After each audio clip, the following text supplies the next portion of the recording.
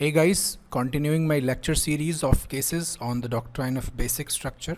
Today I shall discuss the insights of another remarkable case, that is Indira Gandhi versus Raj Narain case 1975. This case had directly resulted in the proclamation of the national emergency in 1975. Now let me explain the background. Indira Gandhi was expelled from her party in 1969. Party से निकाले जाने के बाद इंदिरा गांधी ने एक new party बनाई थी. It was a separate faction of Congress जिसका नाम रखा था उन्होंने Congress R. R here stands for requisitionists. And 1971 में लोकसभा इलेक्शंस ड्यू थे. Indira Gandhi was under lot of pressure. You must recall कि बैंक्स का जो नेशनलाइजेशन हुआ था, इंश्योरेंस कंपनीज का जो नेशनलाइजेशन हुआ था, वो भी 1969 में ही किया गया था. And many political experts believe that it was done to win the election. 1971 के चुनाव में इंदिरा गांधी ने रायबरेली यूपी की लोकसभा सीट से चुनाव लड़ा था and she defeated the socialist party leader mister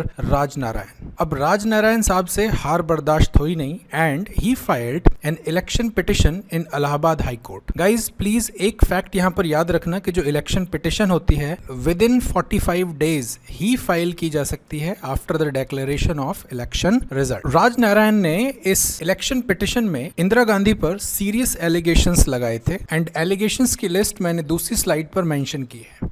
so guys, Raj Narayan का पहला एलिगेशन था misuse of government machinery, use of gazetted officer as an election agent. यहाँ पर यशपाल कपूर एडमिनिस्ट्रेटिव ऑफिसर थे जिनका रोल इंदिरा गांधी के इलेक्शन में कंट्रोवर्शियल था. We will talk about that controversy as well. तीसरा एलिगेशन था use of armed forces for campaigning. चौथा एलिगेशन था distribution of liquor and blankets to influence the behaviour of voters. पांचवा, breach of election expenditure limit. उस time पर जो allowed expenditure limit थी वो 35,000 की थी, बट राज नारायण ने क्लेम किया था कि इंदिरा गांधी का जो इलेक्शन एक्सपेंडिचर है वो अप्रोक्सीमेटली 4 लाख या उससे ज्यादा है. एंड फाइनल जो एलिगेशन था वो था कम्युनल पॉलिटिक्स का. राज नारायण ने इंदिरा गांधी पर रिलीजियस सिंबल यूज करने का इल्जाम लगाया था. Now look at this picture. 1969 में जब कांग्रेस पार्टी में डिवीजन हुआ था और इंदिरा गांधी ने अपनी अलग पार्टी बनाई थी कांग्रेस आर. इंदिरा गांधी ने अपने लिए एक नया इलेक्शन सिंबल चुना जिसे इलेक्शन कमीशन ने अप्रूव किया था और सिंबल आप देख सकते हैं that it is a calf Suckling a cow, दूध पीता हुआ बछड़ा. दूसरी तरफ ये जो सिंबल है कांग्रेस का सिंबल था. राज नारायण का इल्जाम था कि इंदिरा गांधी ने गाय और बछड़े की ये इमेज है इसको डेलिबरेटली यूज किया है as a religious symbol to influence Hindu voters. ये तो ही एलिगेशंस की बात, बिकॉज एलिगेशंस तो लोग न जाने कितने लगाते हैं.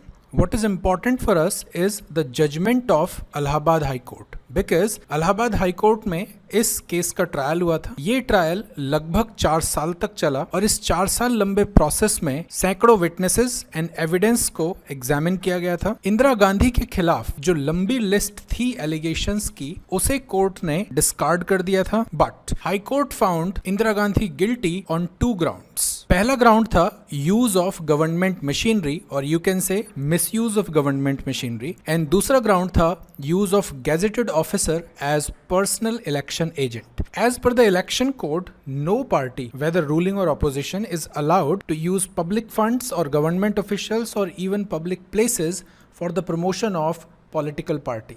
अब शायद आपके दिमाग में एक सवाल आ रहा होगा कि सभी पॉलिटिकल रैलीज या प्रमोशन तो पब्लिक प्लेस में होता है, क्राउड कंट्रोल पुलिस करती है, तो इसमें मिसयूज क्या है? गाइज, पुलिस ऑफिशियल्स, डीएम या जो और स्टाफ होता है गवर्नमेंट का, उनकी official responsibility law and order maintain करना है. ये गवर्नमेंट मशीनरी लीडर्स की सेफ्टी के लिए रिस्पॉन्सिबल है, ना कि रैली के seating arrangement, logistic support, loudspeaker लगाना, बैरिकेडिंग करना. ये सब ऑफिशियल चार्टर का पार्ट नहीं है. और रही बात पब्लिक प्लेस की, तो आप रैली कर सकते हैं विद प्रायर परमिशन. उस प्लेस को आप पार्टी के एडवर्टाइजमेंट का परमानेंट स्पॉट नहीं बना सकते. उत्तर प्रदेश में कुछ साल पहले मायावती सरकार बनी थी तो उन्होंने पब्लिक प्लेस में एक बेहद शानदार पार्क बनाया था नोएडा में. I am sure you would be aware of it. Obviously ये पार्क पब्लिक फंड से बना था. उसी फंड से उस पार्क में बड़े बड़े स्टैच्यूज लगवाए थे एलिफेंट्स के. And elephant Bahujan Samaj party का इलेक्शन सिंबल है. एंड इंटेंशनली और unintentionally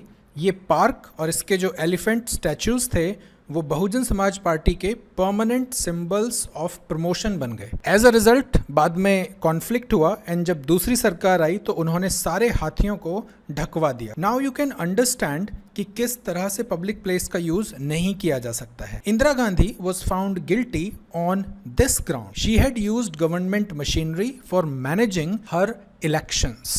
The second ground on which she was found guilty was using a gazetted officer as a personal election agent. Yashpal Kapoor, he was an officer on special duty in PMO, जो उस time पर secretariat होता था, and despite being a government servant, Yashpal went to Rai Bareli in advance to ensure smooth victory of Indira Gandhi using government influence on the ground. In fact, Yashpal Kapoor tendered his resignation in the same year at the same time, and later on he became a Rajya Sabha member. But High Court found her guilty, and as a result she was disqualified from parliament and she was banned to contest any election in India for next 6 years.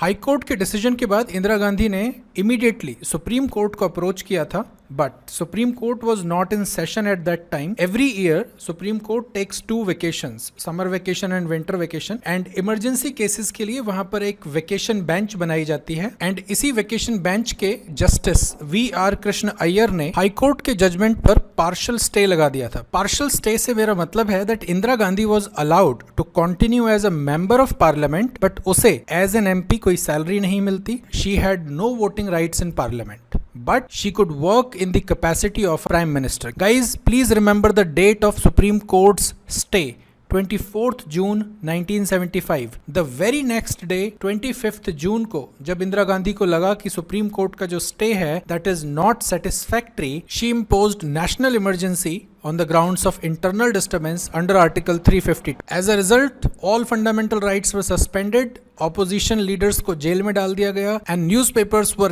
gagged completely. इसी emergency के दौरान Indira Gandhi government ने 39th constitutional amendment को पास किया, article 329A को insert किया गया and इस आर्टिकल ने PM, वाइस प्रेसिडेंट, प्रेसिडेंट और स्पीकर ऑफ लोकसभा के इलेक्शंस को जुडिशियल इंटरवेंशन या जुडिशियल रिव्यू से इम्यून कर दिया। She followed the procedure established by law to bypass the law. But once the emergency was over in 1977, Supreme Court ने Article 329A को invalidate कर दिया था following the Doctrine of Basic Structure. क्योंकि जिस देश में इलेक्शंस फ्री एंड फेयर ना हो, चाहे वो PM का इलेक्शन हो या CM का इलेक्शन हो या प्रेसिडेंट का इलेक्शन हो, when elections are not free and fair in a country, the democracy cannot exist there. Not only this, in 1978 Janata Dal की सरकार आने के बाद several important changes were introduced through 44th constitutional amendment, जिससे constitutional system के loopholes का misuse ना हो। And the final relevant point here is कि doctrine of basic structure में free and fair elections must हैं, and it was reiterated as a permanent feature of basic structure of constitution again. So that's all for this lecture. If you found this video informative, please like and share it with as many people as you can. Thank you so much.